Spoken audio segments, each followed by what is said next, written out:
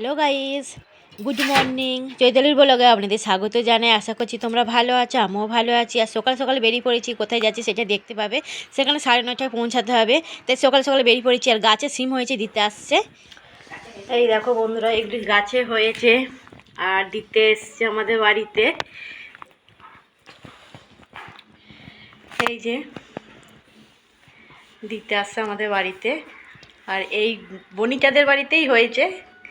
দিতে এসছে আমাদের দোকানে যাব বলে, তাই জেরক্সটা করতে হবে, জেরক্সটা করে নিচ্ছি।